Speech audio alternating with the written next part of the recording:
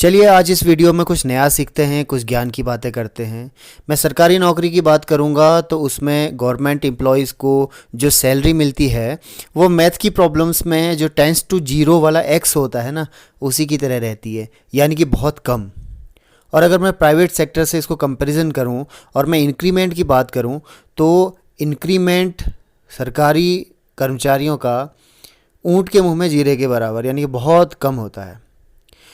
लेकिन फिर भी न जाने क्यों सरकारी कर्मचारी हर 6 महीने में बढ़ने वाले डीए की तरफ ऐसे टकटकी लगाकर देखते हैं कि न जाने इस बार उनको क्या मिल जाएगा। तो दोस्तों चलिए देखते हैं कि आखिर ये डीए की कैलकुलेशन जो है होती कैसे है। तो इस वीडियो को मैं चाहूँगा कि आप स्किप ना करें, पूरा कैलकुलेशन समझें। डीए की कैलकुलेशन के लिए जो मेन फैक्टर है वो होता है AICPIN, यानी कि all India consumer price index number. ये AICPIN में से अगर मैं बीच की 3 डिजिट्स यानी कि 3 वर्ड्स निकालूं CPI, तो इसका मतलब बनता है कंज्यूमर प्राइस इंडेक्स। तो यही वो चीज़ है जिससे डीए का फिक्सेशन होता है। तो दोस्तों इसको समझना बहुत ज़रूरी है कि ये आखिर ये होता क्या है और ये कहाँ से आता है और इसके हिसाब से डीए किस तरह से बदलता रहता है। तो आपको एक एग्जांपल के हिसाब से मैं बताना चाहूँगा कि मान लीजिए 2016 में जब हमारा पे कमीशन आउट हुआ था, 7th पे कमीशन, तो उस समय जो हमारा जो उसको हमारा बेस ईयर मानते हैं, मैं आगे बताऊंगा कि बेस ईयर क्या होता है। तो 2016 में किसी एक आर्टिकल का, मान लीजिए एक पेन की जो कीमत है, एक पेन की कीमत 2016 में 100 रुपये थी और 2017 में उस पेन की कीमत बढ़ के 110 रुपये हो चुकी है। तो यही जो प्राइस का डिफरेंस आया, यानी कि जो इन्फ्लेशन आया या महंगाई आई, किसी वस्तु के जो कीमत में जो महंगाई आती है उसी से डिसाइड होता है कि डीए कितना देना है। अब देखिए डीए महंगाई भत्ता है, यानी कि सरकारी कर्मचारियों को उनकी बेसिक सैलरी पर महंगाई बढ़ने या कम होने के हिसाब से जो भत्ता दिया जाता है वही डीए होता है। तो इस सीपीआई नंबर की वजह से, कंज्यूमर प्राइस इंडेक्स की वजह से की मदद से हम किसी भी साल में या किसी भी महीने में ये कैलकुलेट कर सकते हैं कि डीए हमारा कितना रहने वाला है। जैसे मैं आपको ये बता दूं कि फ़िलहाल तो हमारा डीए जो है वो फ्रीज है।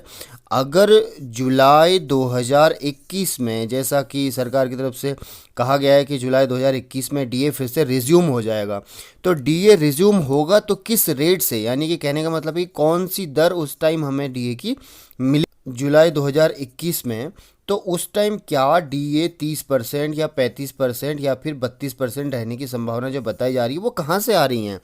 तो यही कंज्यूमर प्राइस इंडेक्स नंबर इसको फिक्स करता है। चलिए आगे बताता हूँ। कंज्यूमर प्राइस इंडेक्स को इशू करती है लेबर ब्यूरो, जो हमारा एक ऑर्गेनाइजेशन है, वो कंज्यूमर प्राइस इंडेक्स को इशू करती है। हर महीने कंज्यूमर प्राइस इंडेक्स इनकी तरफ से, इनके एक जो इनकी ऑफिशियल वेबसाइट है उसको खोलने का तरीका भी मैं आपको यहाँ पर बता देता हूँ। आपको सीधे गूगल पर जाना है और गूगल के सर्च बार पर लिखना है labour bureau. Labour bureau search करने के बाद उसको सर्च में डालने के बाद आपको जो पहला वाला लिंक मिलेगा जिसमें मेन पेज लेबर ब्यूरो करके लिखा होगा, उसे आप खोलेंगे। डैशबोर्ड में आते ही हमें मिलता है कि click here for index numbers only. इसमें क्लिक करने पर हमें जो इंटरफेस मिलता है उसमें सबसे फर्स्ट आइकन पर दिखाई देता है कि प्रेस रिलीज। तो इस प्रेस रिलीज का जो पीडीएफ है उसको डाउनलोड करके आप आसानी से देख सकते हैं कि हर महीने में, यानी कि जैसे मैं आपको दिखा रहा हूँ, जनवरी 2016, फरवरी 2016, मार्च, अप्रैल, मई 2016 के बाद फिर ये 2017 में कैसे कैसे सीपीआई चेंज हुआ था, फिर 2018, 19 और अभी फ़िलहाल मेरे पास जो डाटा है वो अगस्त 2020 और इसके बाद के कुछ महीने यानी कि अक्टूबर 2020 तक का मैं देख पा रहा हूँ। इसमें मुझे सीपीआई दिखाई दे रहा है। तो अभी एक एग्ज़ाम्पल लेके चलते हैं कि अगर मुझे कैलकुलेट करना है कि 2021 जनवरी में डीए कितना रहेगा, यानी कि कितना हमें डीए मिलेगा अगर मिल रहा होता। तो सीपीआई को हमने कंसीडर 2 तरह से किया हुआ है। पहला सीपीआई होता है base number, base CPI number, और दूसरा है करंट ईयर का। तो हमें बेस लेना है 2016 का सीपीआई। अब 2016 का सीपीआई हम कैसे लेंगे? 2015 के जनवरी से लेके और दिसंबर तक के जितने भी 12 सीपीआई रिलीज़ हुए हैं उन सबको जोड़ना है, उन सब का सम करना है, यानी कि जनवरी से दिसंबर तक के 12 सीपीआई का सम लेना है और उसका एवरेज करना है, यानी कि 12 से उसको डिवाइड करना है, 12 से डिवाइड करना है तो उसका एवरेज आ जाएगा। यानी कि पूरे 2015 के सीपीआई का एवरेज जो हमारा एक फिगर आता है, जैसे कि मैं यहाँ पर दिखा रहा हूँ आपको 261.4, ये मैंने कैलकुलेशन करके निकाला है। अदरवाइज़ आपको डायरेक्ट नेट में भी ये मिल जाएगा, गूगल करते ही मिल जाएगा कि what was the base CPI of 7 पे कमीशन। तो 261.4 261.4 ये हमारा बेस सीपीआई है। अब मैं ये कहना चाहूँगा कि पेन की कीमत जो हम एग्जांपल दे रहे थे 100 रुपये, तो ये उस पेन की कीमत 2015 के लास्ट में जब पे कमीशन आउट हुआ था 261 रुपये 4 पैसे थी।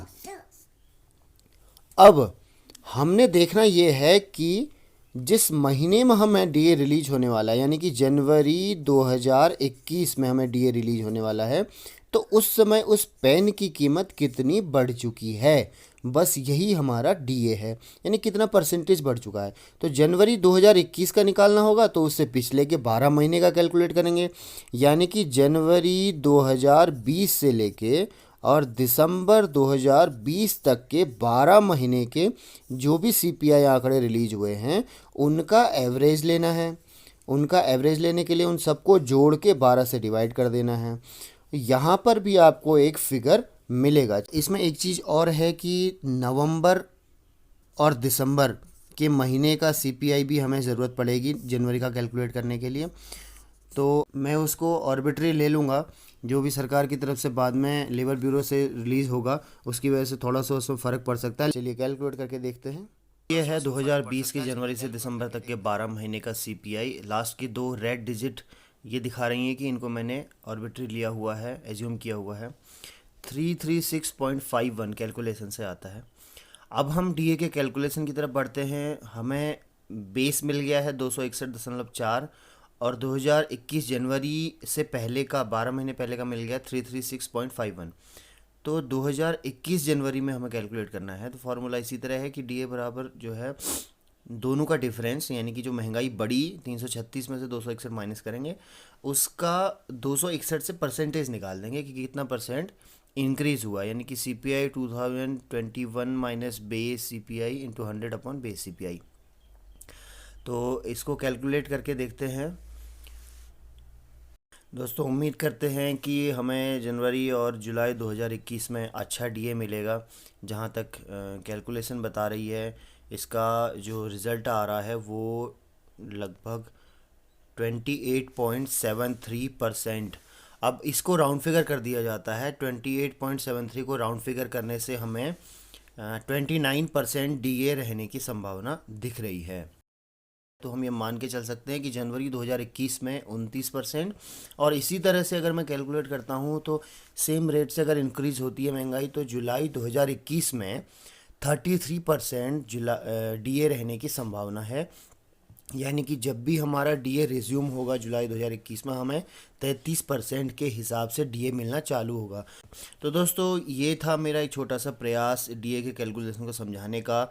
अनुरोध करूंगा कि मेरे इस चैनल को सब्सक्राइब करें और मेरी इसी तरह की कुछ और इन्फॉर्मेटिव वीडियो देखने के लिए यूट्यूब पर पंकज पिंक लिखकर सर्च करें। वीडियो देखने के लिए बहुत बहुत धन्यवाद। जय हिंद।